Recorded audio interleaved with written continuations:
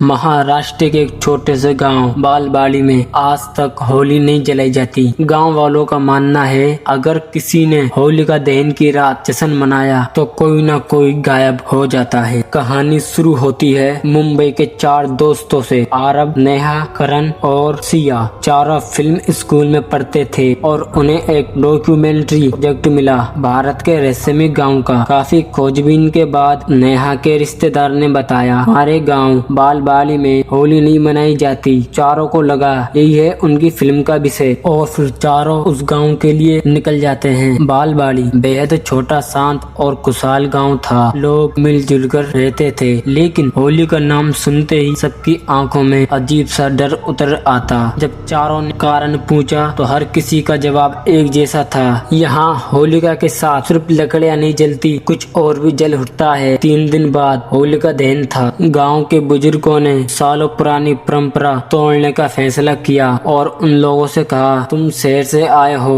इसलिए सिर्फ तुम्हारे लिए इस बार होली जलाई जाएगी, लेकिन रात के 12 बजे से पहले सब अपने घर चले जाएंगे। चारों दोस्त बेहद खुश थे। उन्हें लगा वे एक इतिहास का हिस्सा बन रहे हैं। गांव के बीचों बीच एक पुराना बरगद का पेड़ था। उसी के पास होलिका सजाई गई। ढोल, गाना, हंसी। सालों बाद गांव में त्योहार जैसा माहौल था, लेकिन सरपंच ने 11:30 पर ऐलान किया अब सब घर जाएं, आधी रात के बाद बाहर मत निकलना। सब चले गए, लेकिन चारों दोस्त वहीं रुक गए। उन्हें सच्चाई जाननी थी। रात 12:20 हो रहे थे। होलिका बुझ चुकी थी, सिर्फ राख बची थी। बरगद का पेड़ हल्का हल्का हिलने लगा। पहले लगा हवा है, लेकिन बाकी पेड़ स्थिर थे। नया ने फुसफुसाकर कहा देखो वहाँ कोई है। पत्तियों के बीच 2 सफेद आंखें चमक रही थी। एक चेहरा राख से लिपटा हुआ, बिना बाल, बिना भौं, सिर्फ गड्ढों जैसी आंखें और जलती हुई त्वचा। अचानक वो आकृति उनके पीछे खड़ी थी,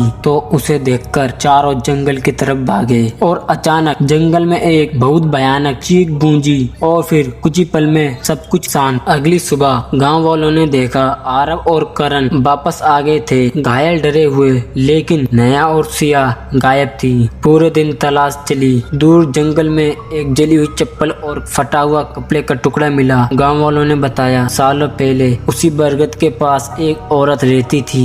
गांव में एक रहस्यमय बीमारी फैली थी, लोग मर रहे थे। उस औरत को दोषी ठहराकर होलिका की रात जिंदा जला दिया गया। मरते वक्त उसने कहा था जिस रात तुम होलिका जलाओगे मैं वापस लौटूंगी और जो मेरे सामने होगा मैं उसे अपने साथ ले जाऊंगी। पहले भी कई साल होली जलाने वाले परिवार गायब हुए थे, इसीलिए गांव ने त्योहार मनाना छोड़ दिया। इस बार इतने सालों बाद श्राप फिर जाग गया था। आरब और करण ने ये पूरी घटना बाद में सोशल मीडिया पर लिखी। उन्होंने सिर्फ एक बात कही, हर परंपरा अंधविश्वास नहीं होती, कुछ डर अनुभव से जन्म लेते हैं। बालबाड़ी में आज भी होली नहीं जलाई जाती और रात 12 बजे के बाद बरगद का पेड़ आज भी हिलता है।